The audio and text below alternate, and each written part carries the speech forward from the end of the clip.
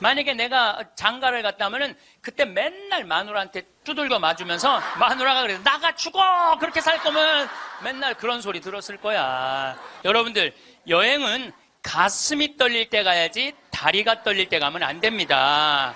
임신을 하는 순간 내 뱃속에 서울대학 C가 들어왔다. C. 이 사람으로 안 보여. C로 보여. C로. 근데 요즘 젊은 엄마들은 내가 요즘 또 알아보니까 한글만 안 가르친대요. 아침 일어나고 애한테 한다는 소리가 Good morning, my baby. How are you today? 영어로 하니 영어로. 정신이 나간 거죠. 10년 전에 미국 하버드 대학에서 처음으로 행복론이라는 강의를 열었다고 합니다. 처음에는 많은 사람이 하버드 대학에서 행복론이 필요 있을까 하고 의아하게 생각했습니다. 하지만 수강생 7명으로 시작한 강의는 해를 거듭할수록 인기를 더해 1년에 1000명 이상이 듣는 명강의가 됐습니다. 우리가 이 세상을 사는 이유는 행복하기 위해서입니다. 하지만 무엇이 자신을 행복하게 하는지도 모르고 무엇 때문에 살고 있는지 모르는 사람이 많습니다. 황창현 신부님께서는 불행하다고 생각하는 사람들에게 행복의 10계명을 토대로 강의를 해주시는데요. 행복 특강을 듣는 많은 분들께 생활 속 작은 실천으로 행복을 느낄 수 있도록 이끌어주고 있습니다. 우리 모두에게 꼭 필요한 행복의 10계명을 말씀드리겠습니다. 첫째, 운동하세요. 행복의 첫째 조건은 건강입니다. 미국 건국의 아버지 벤저민 프랭클린은 재산을 잃으면 조금 잃는 것이고 명예를 잃으면 많이 잃는 것이고 건강을 잃으면 전부를 잃는 것이다라고 했습니다. 몸이 아프면 모든 것이 귀찮고 자신감도 없어질 뿐만 아니라 돈도 빠져나갑니다. 둘째, 감사하세요. 하루에 5가지씩 감사하세요. 내가 가지지 못한 것을 안타까워한다고 해도 가질 수 없습니다. 내가 가진 것에 감사하는 것이 중요합니다. 억울하고 분한 것만 기억해서는 행복해질 수 없습니다. 즐겁고 행복했던 순간에 감사해 보세요. 셋째, 대화하세요. 평균 수명 100세 시대에서 숙제 중에 숙제입니다. 나와 맞는 사람과 이야기하는 것이 굉장히 중요합니다. 사람을 피하지 마세요. 노후에 혼자서 고립되면 고집스러운 노인으로 늙기 쉽습니다. 적극성을 가지고 사람에게 투자하세요. 당신에게 긍정적인 에너지를 주는 사람이 분명 있을 것입니다. 넷째, 공부하세요. 초등학교 6년, 중고등학교 6년, 대학교 4년 동안 배운 지식으로 50살까지 살아갑니다. 100살까지 살면서 남은 50년을 공부하지 않고 그냥 살 수 있을까요? 공부하면 세상에는 할 일이 너무 많고 역동적인 인생이 기다리고 있습니다. 배움에는 끝이 없다고 합니다. 노후를 행복하게 살아가는 지혜는 배움에 있다는 것을 잊지 마세요. 다섯째, TV 시청을 반으로 줄이세요. 현대의 하느님은 TV입니다. 거의 모든 가정의 거실 중앙에 TV가 놓여 있습니다. TV를 치우면 대화, 운동, 독서 등 할 수 있는 일이 많아집니다. 하루 종일 집안에서 TV만 보며 시간을 흘러보내기에는 너무 인생이 아깝습니다. 여섯째, 내가 기댈 수 있는 곳이 필요합니다. 특히 나이가 들수록 종교가 있으면 위안이 됩니다. 종교가 아니라 좋은 사람과 함께 시간을 보내는 것도 좋고 책을 읽거나 산책을 하는 것도 좋습니다. 마음 공부를 할 수 있는 것이면 다 좋습니다. 내가 믿고 있는 가치관과 진리에 따라 살지 않으면 인간은 원하지 않는 방향으로 흘러가기 쉽습니다. 행복한 삶을 위한 내 기준이 없으면 인생이 원하지 않는 방향으로 흘러가기 쉽고 인간 본성이 원하지 않는 방향으로 가게 됩니다. 그러니 내가 마음 편히 기댈 수 있는 곳을 마련하세요. 일곱째, 웃으세요. 웃는 것이 행복으로 가는 최고 지름길입니다. 인간은 웃느냐 웃지 않느냐에 따라 행복이 결정됩니다. 웃는 사람에게 사람들은 매력을 느끼기에 인간관계도 좋아집니다. 여덟째, 먼저 전화하세요. 누군가 나에게 먼저 다가와 주기를 바라지 말고 먼저 다가가세요. 죽기 전에 가장 많이 후회하는 것 중에 하나가 왜 내가 먼저 그들에게 다가가지 못했을까? 왜 더 함께 시간을 보내지 못했을까라고 합니다. 그러니 친구와 가족들, 내 소중한 이들과 함께 시간을 보내세요. 아홉째, 자기 자신을 사랑하세요. 자기 자신을 사랑하지 않는 사람은 누구도 사랑할 수 없습니다. 자기 자신을 위해 시간과 돈을 쓰세요. 열째, 이웃에게 친절히 하세요. 자기 반성의 신앙생활은 이웃사랑으로 꽃을 피워야 합니다. 우리는 너무 인색하게 삽니다. 주변을 돌아보며 사랑을 실천하는 데 익숙해져야 합니다. 적어도 죽기 전에 내가 살아온 인생을 후회하며 가지 않도록 해야 합니다. 여러분, 나는 행복했습니다. 여러분도 행복하십시오라고 말할 수 있어야 합니다. 후회가 없으려면 우리는 행복하게 살아야 합니다. 황창현 신부님의 행복특강을 들으면 인생을 행복하게 사는 지혜를 깨달을 수 있습니다. 우리가 행복하지 않을 이유가 있을까요? 욕심을 조금만 내려놓으면 자유로움을 느낄 수 있을 것입니다. 황창현 신부님의 행복특강을 통해 인생을 살아가는 지혜를 찾는 시간이 되시길 바랍니다. 영상이 마음에 드신다면 구독과 좋아요, 알림 설정 부탁드립니다. 반갑습니다. 세상에 가장 허망한 약속이 뭐냐면 나중에 뭘 한다는 거예요. 나중에. 제가 여러분들한테 강의 때 이렇게 말씀드렸어요. 여러분들, 여행은 가슴이 떨릴 때 가야지 다리가 떨릴 때 가면 안 됩니다. 기억나세요? 그런데 대개 한 50에서 60 되신 분들이 이때 여행을 가고 싶어. 말대로 여행을 가고 싶은데 지금 애도 교육도 시켜야 되고 결혼도 시켜야 돼. 그러니까 신부님, 나중에 간다고. 나중에는 없어요. 가려면 언제 가야 돼? 지금 가야 돼, 지금. 금 중에 제일 소중한 금이 황금도 아니고 소금도 아니고 지금이에요, 지금. 여러분들 중에 이런 분들이 있어요. 아, 오늘 정말로 갈비가 먹고 싶다. 내가 아들을 셋을 키워놨는데 큰아들이 사줄래나 둘째 아들이 사줄래나 막내 아들이 사줄래나 이렇게 생각하는 분은 바보 중에 상바보예요. 왜냐하면은 아니 아들이 무당이야? 막 일하다가 엄마가 지금 갈비 먹고 싶어 하네? 오늘 가서 사드려야 되겠다. 이런 자식 있어요, 없어요? 없어요. 지금 갈비 먹고 싶은 거 누구만 알아? 나만 알아. 이거 누가 사줘야 돼? 내가 사줘야 돼. 누구 돈으로? 내 돈으로. 네. 여러분들이 행복하시고 싶으면은 뭐를 버려야 되냐면 거지 근성을 버려야 돼. 거지 근성. 누가 사주기를 바라는, 누가 나를 행복하게 해주기를 바라는 이 거지 근성을 버려야 돼. 먹고 싶은 거 있으면 누가 사 먹어야 돼? 내가 사 먹어. 행복하고 싶으면 누가 행복하면 돼? 내가 행복하면 돼. 언제? 나중에 말고 언제? 지금. 여러분들 지금 어느 교수님이 한 얘기지만은 아이스크림이 있어. 이 아이스크림이 있는데 너무 더워. 그럼 이거 어떻게 해야 돼? 먹어야 돼. 언제 먹어야 돼? 지금 먹어야 돼. 이거 나중에 먹는다고 놔두면은 이거 녹아서 남아있어요? 안 남아있어요? 저한테 많은 암 환자들이 오죠. 많은 암 환자들이 와서 하소연할 때 이런 얘기를 해요. 신부님, 제가 정말로 이제 60부터 행복하려고 30살서부터 60살까지 돈만 모으고 아무데도 놀러 안 갔다는 거야. 근데 암이 걸려갖고 이제 아무데도 갈 수가 없다는 거야. 억울해 죽겠다는 거야. 차라리 그때 갈 걸. 미국 사람들은요 5개월 일해서 한 달 여행 가는 게 목적이에요. 5개월 열심히 돈 모아. 그럼 이번엔 내가 뭐 어딜 간다 그러면 열심히 와서 한 달 휴가 화끈하게 갔다 와요. 또 한 5개월 열심히 모아. 또 한 달 화끈하게 왔다가. 그 사람들 한 30년 동안 살면서 거의 60번 정도의 휴가를 멋있게 갔다 오는 거예요. 근데 우리나라는 30살부터 60살까지 나중에 가려고 한 번도 안 가.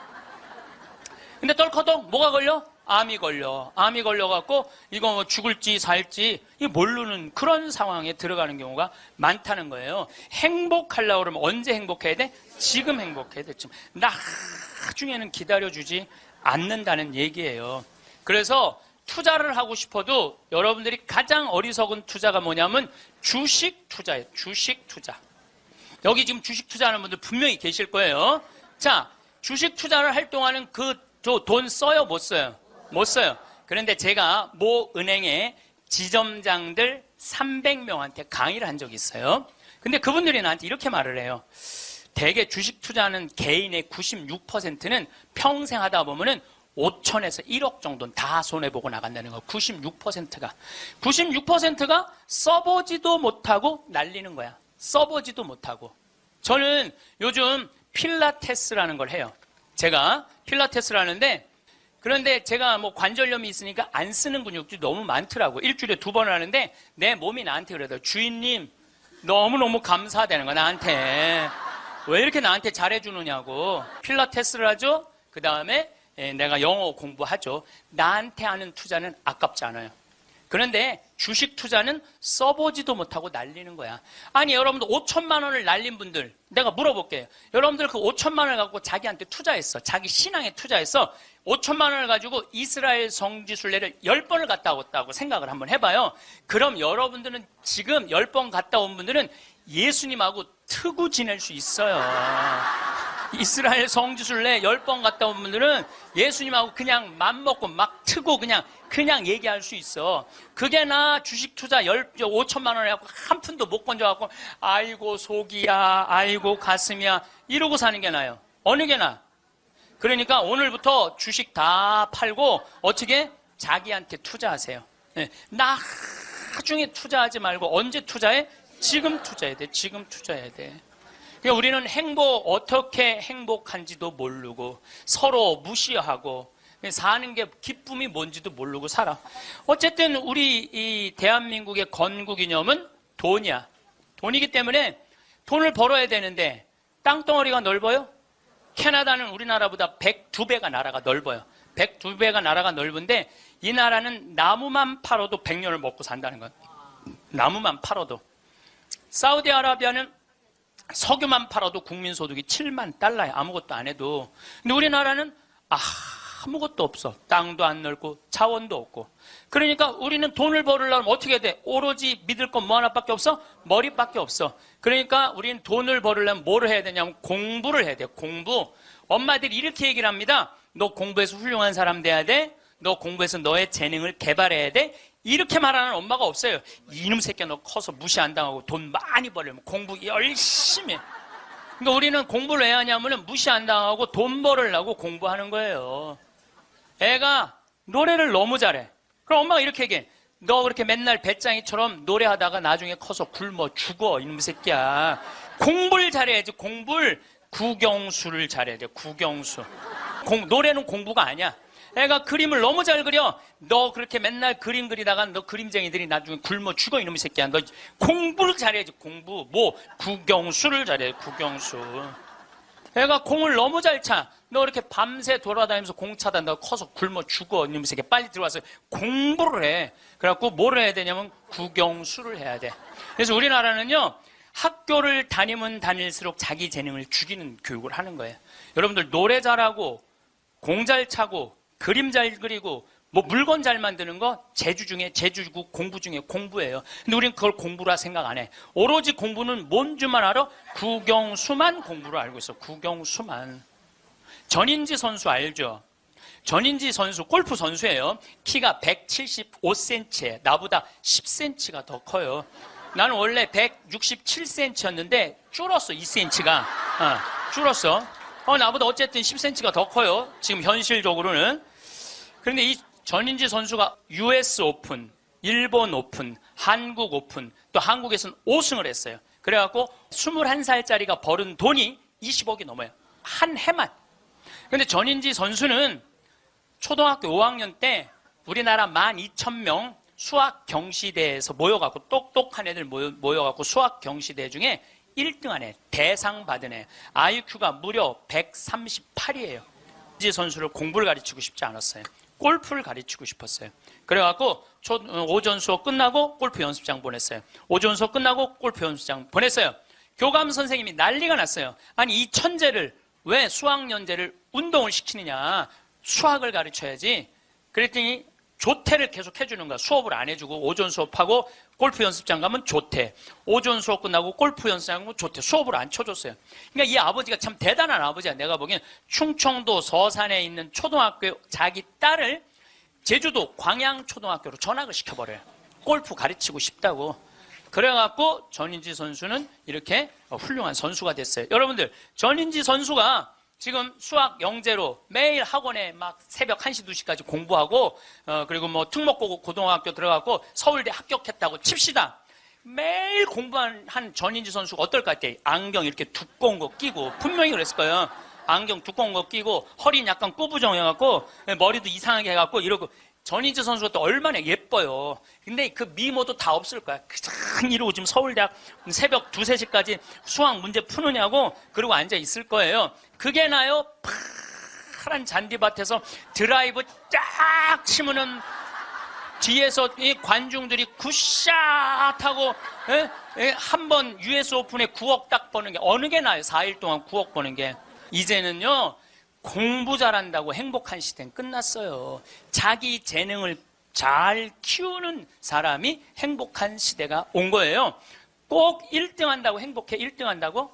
나는 고등학교 다닐 때 전교 610명 중에 597등 한 사람이야. 597등. 내 뒤에 딱 13명 있었어. 13명. 고등학교 1학년 때 정말 내 성적이에요. 그런데 작년이 내가 고등학교 졸업한 지 30년 되는 해. 작년이. 30년이 되면은 홈커밍 데이 행사를 한대요. 홈커밍 데이 행사라는 건 뭐냐면은 30년 만에 고등학교 졸업한 친구들끼리 다 모여 호텔에서.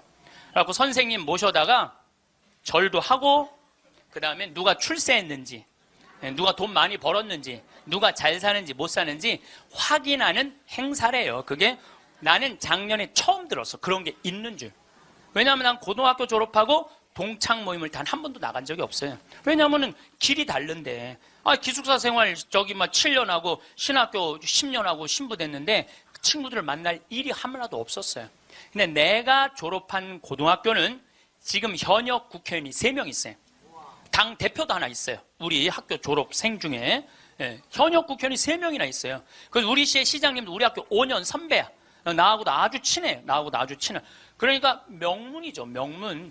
근데 이제 뭐 음악회도 하고 그 호텔에 모여갖고 하는데 초청 강의 시간이 있대요. 근데 동창들이 모여서 회의를 했대. 우리 학교 졸업생 중에 가장 훌륭하게 된 사람이 누구냐? 그 사람을 데려다가 강의를 듣자. 근데 나래, 나 597등. 아니 1등을 데려다가 듣지 왜 597등을 데려다 들어. 그거는 우리 학교 출신 중에는 정부에서는 현재 차관까지 올라가 있는 친구가 있대요. 차관까지. 꽤 명문 학교죠. 훌륭하게 된 사람은 나보다 훨씬 많아요. 근데 우리 친구들이 훌륭하게 된 사람을 초청한 게 아니에요. 자기가 하고 싶은 것 사는 사람을 초청한 거. 왜냐하면 난 중고등학교 때 가장 하고 싶었던 게 신부님이에요. 너무너무 신부님이 되고 싶었어요. 그래서 597등 가지고는 신학교 원서도 못 내는 거. 원서도 어디다가 원서를 내. 그래서 오로지 신학교 가고 싶은 그 욕구에 공부 열심히 했어요. 그래서 고등학교 2학년 때는 전교 25등까지 올라왔어요. 전교 25등. 이것도 진짜고 이것도 진짜예요. 네. 근데 내가 나온 고등학교는 그때만 해도 서울대 연고들 1년에 100명씩 갔어요. 1년에 100명씩. 그렇게 성적이 좋았는데도 나는 서울대 연고대 관심도 없었어요. 오로지 어디만 관심이 있으면 신학교. 내 최고의 목표는 신학교예요. 신학교 합격을 했는데 온 세상을 다 얻은 것 같았어. 온 세상을. 그리고 신학교 7년 동안 정말 행복하게 지냈어요.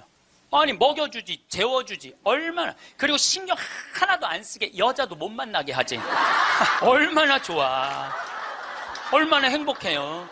그 서품을 받았는데 보좌신부 3년을 했는데 16,000명 본당, 14,000명 본당, 5,000명 본당 보좌신부를 했어요. 근데 우리 천주교 교우들 보좌신부 바라보는 눈이 어떠냐면 하트야, 하트. 얼마나 보좌신부를 사랑해요. 그 28, 29, 30살에 그렇게 사랑받을 수 있는 젊은이가 얼마나 됐어요. 만약에 내가 장가를 갔다면은 그때 맨날 마누라한테 두들겨 맞으면서 마누라가 그래서 나가 죽어! 그렇게 살 거면 맨날 그런 소리 들었을 거야.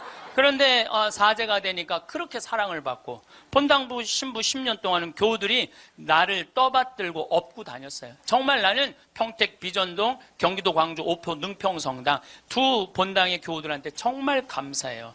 부족한 것이 참 많은 신부임에도 불구하고 정말로 전 세계에서 대한민국 교우들처럼 신부들한테 잘하는 교우가 어디 있어요. 10년도 행복하게 지냈죠.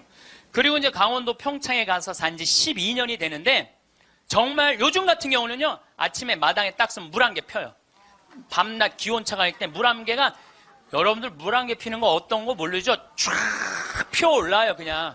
눈에 보여요. 그리고 단풍이 쫙 있지. 마당에 생태마을 마당에 딱 앉아서 강을 내려다보면 근심 걱정이 하나도, 걱정할 게 뭐 있어? 마누라가 있어, 자식이 있어. 근심 걱정이 하나도. 얼마나 행복해. 그러니까 친구들이, 동창들이 와서 나한테 와서 보는 거, 야, 너 정말로 행복해 보인다. 왜냐하면 하고 싶은 일을 하니까. 하고 싶은 일을 하니까 행복한 거예요. 1등이 행복한 게 아니에요, 여러분들. 정말 행복한 거는요, 꼴등도 행복한 나라가 행복한 거예요. 1등이 행복한 나라는 행복한 나라가 아니에요. 평창에 와서 살면요, 갑부예요.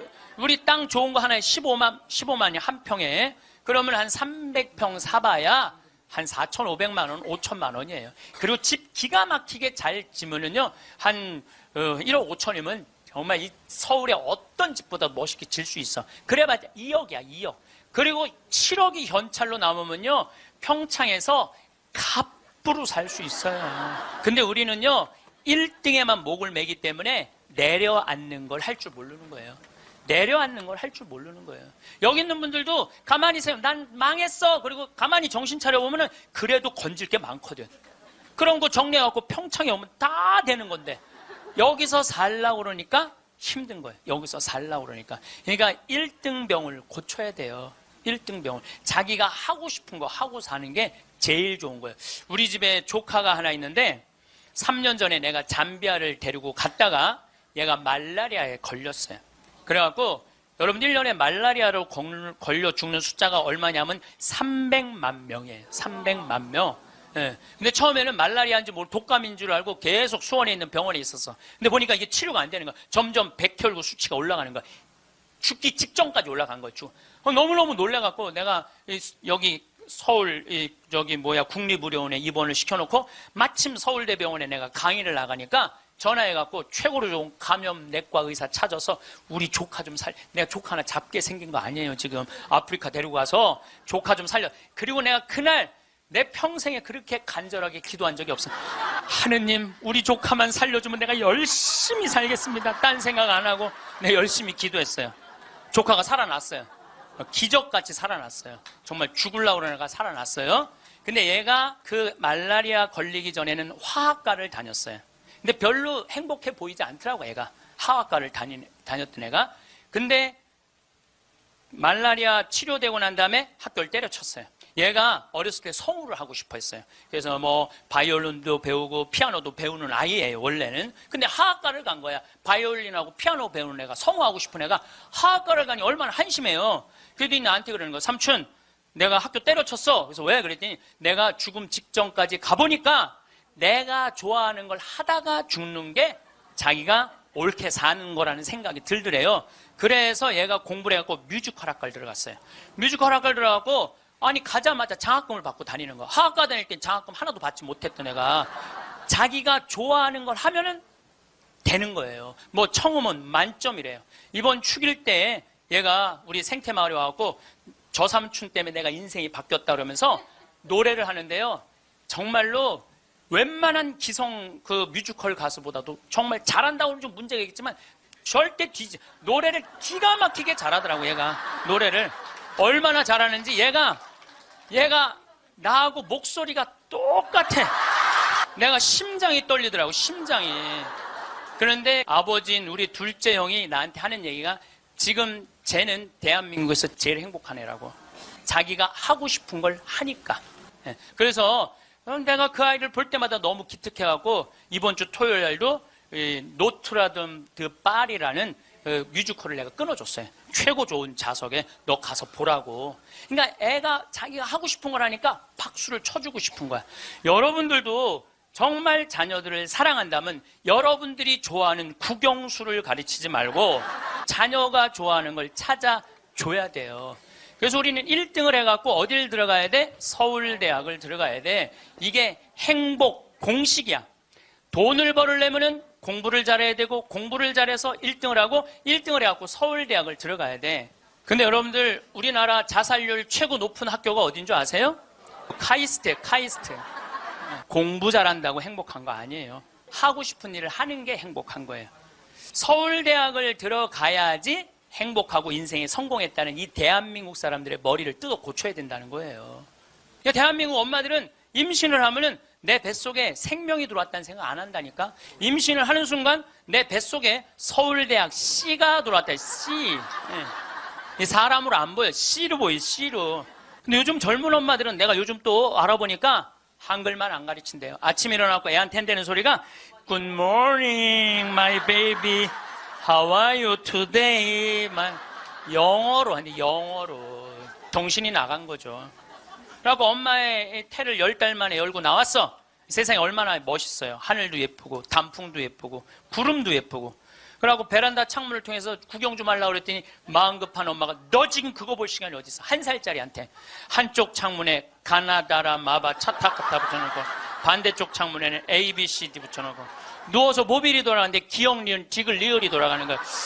자, 저는 이 이야기를 20년째 하고 있어요. 왜냐하면은 내가 가정방문 다녀보면서 제일 꼴배기 싫은 게 애방에 글자, 숫자, 영어 더덕더덕 붙여놓는 거예요.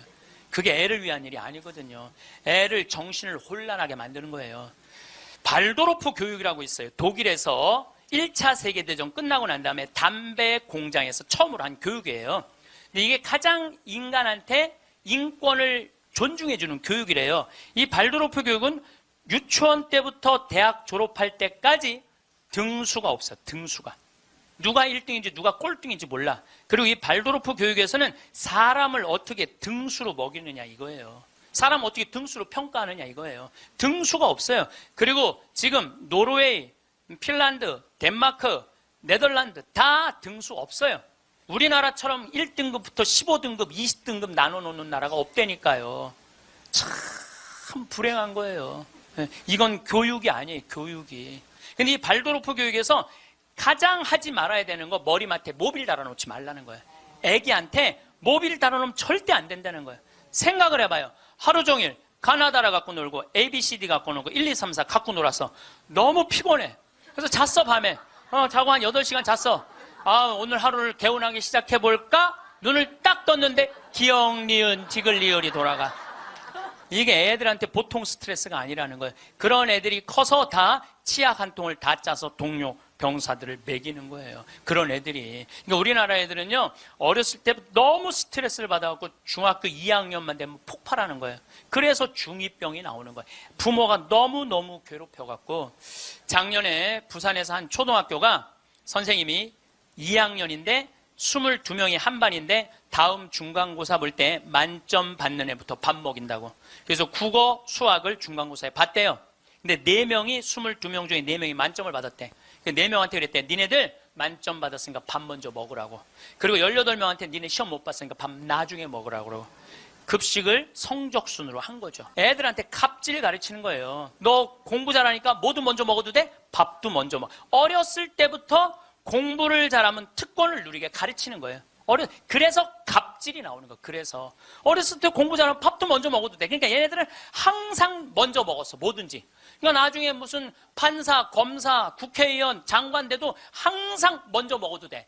돈도 먼저 먹어. 뭐든지 먼저 먹어. 남들보다 먼저 먹어. 돈도. 근데 항상 평생을 먼저 먹어갖고 먹었는지 기억도 안 나. 기억도 안 나는 거예요. 이게 우리나라 교육에서 잘못된 거예요. 만약에 선생님이 이렇게 교육했다면 얼마나 좋을까요?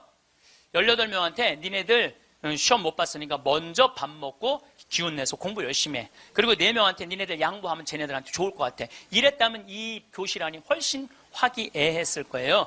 만점 맞는 애 먼저 먹으라고 18명 나중에 먹는 애들 시험도 못 봤는데 밥도 나중에 먹으래. 기분 좋을 것 같아요? 나쁠 것 같아요? 기분 나쁘죠. 학교 다니면서 기분 나쁜 거죠. 근데 얘네들은 또 집에서는 독상을 차지할 수 있어. 집에서만은. 그래갖고 집에서 엄마한테 성적 주고 행복하게 밥을 먼저 먹었어. 집에서는. 근데 문제는 엄마예요. 행복하게 밥 먹는 애 한번 쳐다보고 성적표 한번 쳐다보고 행복하게 밥 먹는 애 한번 쳐다보고 성적표 쳐다보다가 해서는 안 될 말을 해요. 야 이놈의 새끼야, 이 성적 받고 밥이 목구멍으로 넘어가냐. 그럼 얘는 할 수 있는 건 딱 하나밖에 없어요. 탈선밖에 할 수 있는 게 없어요. 탈선. 제가 몇 년 전에 우리나라 최고 좋은 특목고등학교 합격한 여학생이 저를 찾아왔어요. 우울증에 걸려갖고. 얘는 우울증에 걸리니까 머리를 안 깎았어요. 허리까지 머리가 나왔어. 근데 얘는 나하고 1시간 동안 면담하는 동안 단 한순간도 고개를 들지 않았어요. 그러니까 팍 고개를 숙이니까 그 긴 머리가, 나는 걔 얼굴을 1시간 동안 못 봤어요. 까만 머리만 봤어. 까만 머리만. 근데 얘가 하는 말이 이런 말이에요. 자기는 초등학교 4학년 때까지 너무 행복했대요. 공부도 잘하고 시골에서. 근데 선생님이 엄마를 부르더니 얘는 여기다 놓기 너무 아까운 애라고. 공부를 너무너무 잘하니까 평촌으로 보내라고, 학원만은. 그래서 평촌으로 엄마가 전학을 보냈대요. 근데 여러분들 이거 생각해야 돼요. 아이는 전학을 한번 가면은 엄마 뱃속에서 새로 태어난 것 같이 새로운 환경에 놓인대요. 친구 새로 만나야지, 선생님 새로 만나야지, 가는 길 다르지. 그만큼 힘든 거야, 전학을 한번 가면은. 근데 가자마자 전교 1등을 했대요. 그러니까 바로 왕따를 당했대요. 바로 왕따를 당했대요. 그냥 사는 게 너무너무 학교 다니는 게 지겨웠대요. 근데 오로지 공부 잘하니까. 거기서 너무너무 공부를 잘하니까 선생님이 엄마를 부르더니 얘는 평촌에 놓기 너무 아깝다고 일산으로 보내라고. 일산으로 갔대요. 중학교 올라가고 일산에서도 공부를 너무 잘한 거야. 그랬더니 선생님이 엄마를 부르더니 얘는 여기다 놓기 너무 아깝다고 강남으로 보내라고. 강남으로 간 거예요. 그래서 우리나라 최고 좋은 특목고등학교 합격을 했어요, 이 아이가. 합격을 했는데 우리는 특목고등학교 3월 달에 들어가는 게 아니고 우리 일반고등학교는 3월에 가잖아요. 특목고등학교 1월 달에 기숙사에 들어간대요. 그래서 1월, 2월 2달 만에 고등학교 2학년 과정을 다 마친대요. 워낙 똑똑한 애들이니까. 그러니까 걔네들이 다 예일대, 하버드대, 서울대 2학년 때 다 가는 거예요. 3학년 때까지 안 가. 2학년 때 다 가는 거야. 선행학습 하니까. 근데 첫날 공부를 하고 저녁에 양치를 하려고 그랬는데 치약을 안 갖고 왔더래. 그래갖고 한 방이 6명이 있었는데 5명한테 치약을 빌려달라고 그랬더니 치약을 빌려주는 애가 한 명도 없더래요. 안 빌려주더래. 왜 안 빌려줘요? 만약에 내가 치약을 빌려줘갖고 얘가 양치를 잘해갖고 다음날 건강하게 일어나고 공부를 열심히 하면 되겠어요? 안 되겠어요? 내 경쟁자가. 얘네들은 경쟁자로 보이는 거예요. 친구로, 동료로 안 보이는 거예요. 그래갖고 뭐를 해야 돼? 1등을 해야 돼. 그래갖고 뭘 해야 돼? 출세를 해야 돼. 협동, 이해, 양보, 배려, 이런 거 안 배워요. 이런 거 안 배워요. 경쟁, 1등, 출세, 돈, 이걸 배우는 거예요. 얘가 생각을 해보니까 그때 우울증이 온 거예요. 이게 뭐냐. 근데 걔가 나한테 정말로 울부짖으면서 한 얘기가 있어요. 신부님, 나는 내 인생을 돌아봐서 16년 동안 즐거웠던 추억이 하나도 없어요. 공부한 거 외에는 생각나는 게 하나도 없다는 거예요. 토요일 날 일요일 학원만 다녔지 어디 놀러 가봤던 적도 없다는 거예요. 그러니까 추억이 하나도 없는 애들이 특목고 가는 거예요. 그리고 그중에 진짜 4당 오락 4시간 자면은 합격, 5시간 자면은 떨어져. 그러니까 4시간밖에 안 자고 공부만 하는 애들이 서울대학 가는 거예요. 그중에 정말 도서관에서 머리통이 터져라 공부하는 애들이 사법고시, 행정고시 보는 거예요. 그리고 그중에 진짜 똑똑하고 출세 욕구 있는 애들이 국회의원이 돼갖고 지금 대한민국을 통치하고 있는 거예요. 대한민국 모든 사람들이 만들어낸 거예요. 대한민국 국회는 대한민국 교육의 결정체예요. 만약에 대한민국 교육이 협동하고 이해하고 양보하고 배려하는 걸로 가르쳤다면 우리나라 국회의원들 항상 서로 여야가 합의 보고 협동하고 양보하고 그렇게 나갔을 거야. 근데 초등학교 때부터 그렇게 배운 적이 없어. 경쟁하고 1등하고 출세하고 자기 잘난 것만 배웠어. 핀란드 유치원하고 우리나라 유치원하고 자전거를 한 대 갖다 놓고 어린이집 놀이터에 이 자전거를 갖고 정말로 얘네들이 잘 노나 실험을 했어요. 근데 핀란드에는 20명이 있는데 한 명이 막 타고 노는데 다른 애가 아무도 안 건드려. 그래서 얘는 또 타고 놀더니 제자리에 갖다 놔. 다음 애가 또 타고 놀아. 그 다음 애가 또 타고 놀아. 그래갖고 20명이 1시간 내에 다 타고 놀았대요. 그런데 우리나라에는 딱 20명이 그 자전거, 새 자전거를 보더니 20명이 매달려갖고 네가 먼저 타내냐 내가 먼저 타내냐 싸워갖고 1시간 동안 한 명도 못 탔다는 거예요. 자, 여러분들 이게 EBS에서 5년 전에 한 실험이에요. 똑같은 자전거를 놓고 핀란드 애들은 다 타고 놀았는데 똑같은 자전거를 놓고 우리나라 애들은 한 명도 못 탔어요. 우리나라엔 지금 먹을 재산이 너무너무 많아. 나눌 게 너무너무 많아. 그런데 아무도 못 가죠. 너도 못 갔고 나도 못 갔고 하늘에서 붕 떠 있어. 천국은 나누느냐 나누지 않느냐로 결정돼요. 천국과 지옥은. 여러분들, 하느님이, 제가 늘 말씀드리잖아요. 하느님이 째째한 분이 아니에요. 천당, 지옥 다 먹을 거 상다리가 부러지게 차려놔. 너무 많이 차려놓으니까 상이 너무 커. 그러니까 젓가락이 저기까지 먹어야 되니까 우리 팔 2배만 해. 전부 다 젓가락에. 천국에 가보니까 살이 다 통통 쪘어. 왜 쪄? 이걸 찝어갖고 저쪽에 있는 애한테 너도 한번 먹어봐. 너도 한번 먹어봐. 너도 한번 먹어. 서로 먹여주는데, 지옥은 자기 팔보다 2배 긴 젓가락을 쥐고 저만 먹으려고. 이 자전거하고 이거하고 똑같은 거예요. 우리나라도 지금 똑같아요. 우리나라 정말 돈이 많은 나라인데 다 여유가 생겼는데 아직도 자기 입에만 집어넣으려고 그러는 거야. 그러니까 협동, 이해, 양보, 배려가요, 미래 세계는 성공할 수 있는 길이에요. 경쟁, 1등, 출세가 성공의 길이 아니에요. 빌 게이츠가 며칠 전에 얘기했잖아요. 미래 세계는 나누는 나라가 경쟁이 있는 나라라고. 제가 1년에 도로를 9만 킬로를 다녀요. 내 차로 9만 킬로. 택시 기사들이 1년에 얼마를 뛰느냐 하면 4만 5천 킬로를 뛰어요. 근데 나는 9만 킬로를, 나는 택시를 했어도 택시 기사들보다 2배 돈을 더 벌었을 거야. 9만 킬로를 뛰니까. 그러니까 하루 중에 보통 도로에서 6시간 정도 있어요. 근데 매일 그렇게 있어요. 그러니까 도로에서 벌어지는 일은 세상 어느 누구보다도 내가 많이 알아요. 오늘도 영동고속도로로 나왔는데, 영동고속도로가 4차선이야. 4차선이면은 1차선은 추월차선이에요. 추월차선. 추월하면 들어가 줘야 돼요. 추월하면 들어가 줘야 되고, 추월하면 들어가 줘야 돼요. 왜냐하면 뒤에 바쁜 차들 가라고.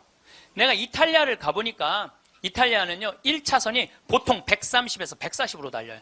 추월하는 차들이니까 쫙쫙. 그리고 만약에 100km로 달리는 차들이 있으면은 막 뒤에서 상향등을 막 켜요. 비키라고. 그러면은 막 달리다가도 뒤에서 막 상향등을 켜잖아요. 내가 지금 천천히 가나 바로 빠져줘요.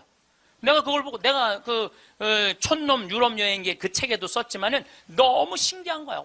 그냥 쉑쉑 가는 거예요. 그리고 바로바로 비켜주고. 너무 신기하더라고요. 근데 우리나라는요, 1차선에서 시속 95km로 앞에는 3km가 뻥 뚫려 있어. 그래도 단 한 번도 차선 안 바꿔요. 자기 때문에 뒤에 1km가 꽉 막혀 있는데도 한 번도 차선 안 바꿔요. 오로지 1차선으로만 가. 왜 그런 줄 알아? 우리는 1등에 한이 맺혀갖고 도로도 1차선으로, 1등에 한이 맺혀 도로도 1차선으로 가야 돼, 우리는. 4차선으로 가면은 내가 꼴등하는 기분이 들어요, 4차선. 그래서 여러분들 한번 보세요.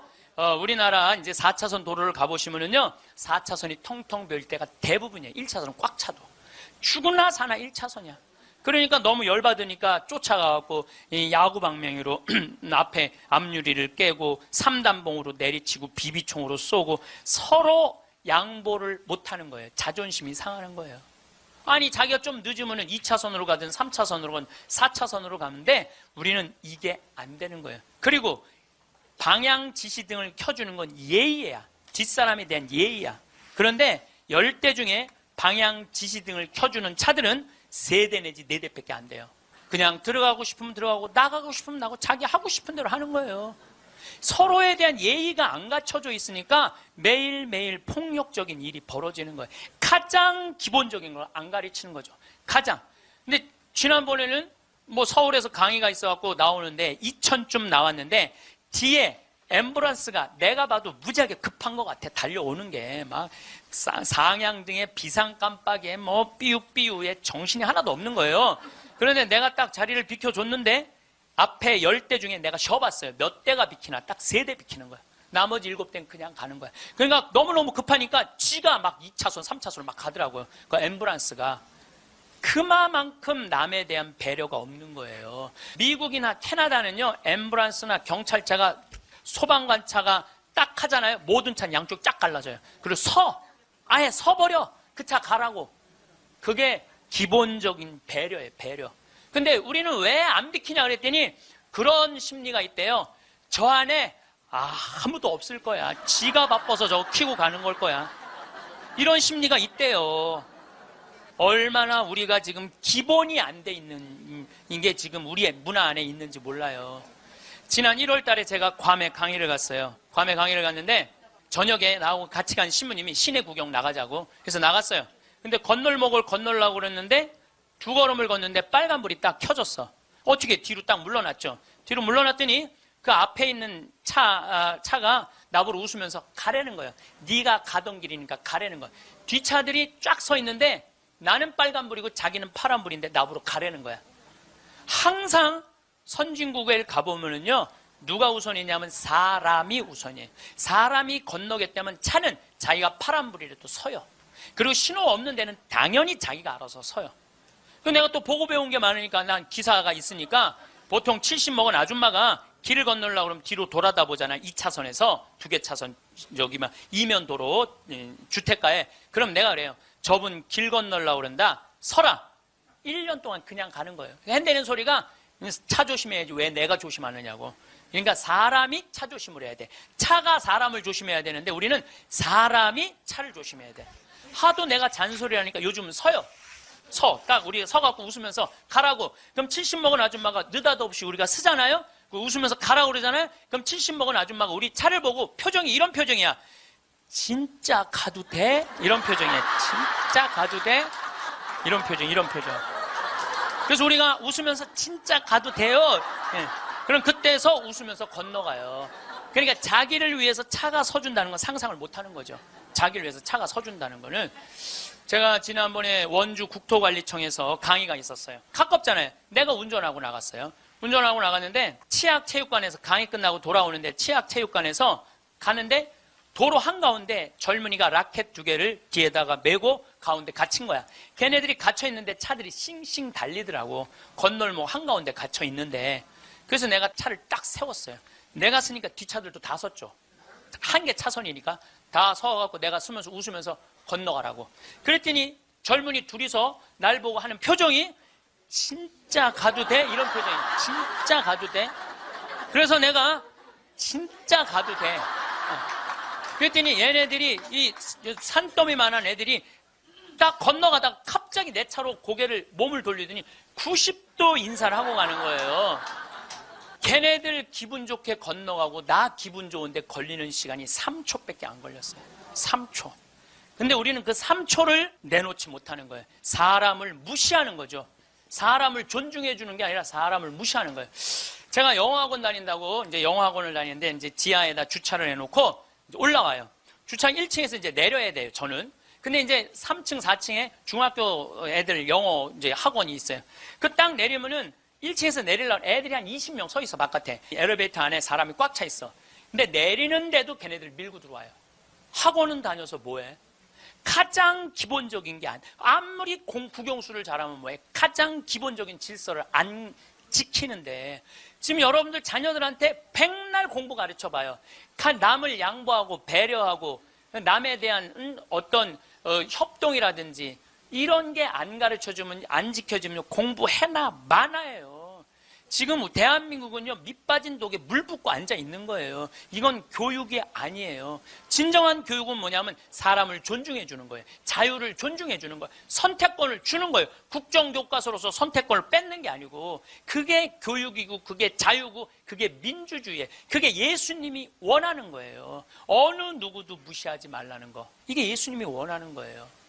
여러분들도 우리 삶 안에서 내가 얼마나 사람을 존중하고 사람을 배려하나 좀 생각을 해봐야 될 것 같아. 근데 이게 하루아침에 생긴 게 아니야. 하루아침에 사람을 무시하는 게 생긴 게 아니라니까. 조선 500년 내내 사람을 무시하는 문화가 배 있어요. 누가 조선이 선비의 나라라고 그래. 선비는 10%밖에 안 됐어요. 90%는 평민이고 노비야. 90%는 온데간데 없고 조선이 선비의 나라라고. 그 10%만 위한 나라야. 부자만을 위한 나라일 수가 있다는 거죠.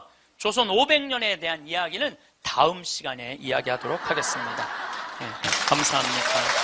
황창현 신부님의 강의가 어떠셨나요? 세상에서 가장 허망한 약속은 나중에 뭘 하겠다고 마음만 먹는 것이라고 합니다. 여행은 가슴이 떨릴 때 가야지. 다리가 떨릴 때 가면 안 된다는 말은 참 명언 중에 명언인 것 같습니다. 여러분들은 현재 하고 싶은 일을 하면서 내가 원하는 삶을 살고 계신가요? 자녀 교육도 시켜야 하고 결혼도 시켜야 하고 부모님도 챙겨야 하고 돈도 벌어야 돼서 하고 싶은 걸 계속 미루며 살고 계시진 않으신가요? 그동안 여행 한번 못 가보고 재미없게 보내셨다면 끝나지 않을 숙제 같은 인생에서 벗어나 이제는 나를 위한 시간을 보내보세요. 세상에서 제일 소중한 금은 지금이라고 합니다. 황금도 아니고 소금도 아니고 바로 지금이지요. 나중에 해야지. 기회가 되면 해야지. 조금 있다가 해야지. 언젠가는 하겠지. 그런 날이 오겠지라고 생각만 하는 사람은 바보 중에 상바보라고 합니다. 나이가 들면 누가 나를 행복하게 해주기를 바라는 거지근성을 버리라고 합니다.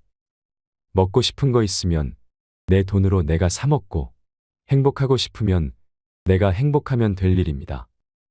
나이 들어서 행복이 뭔지도 모르고 살아간다면 그것만큼 불행한 것은 없을 것입니다.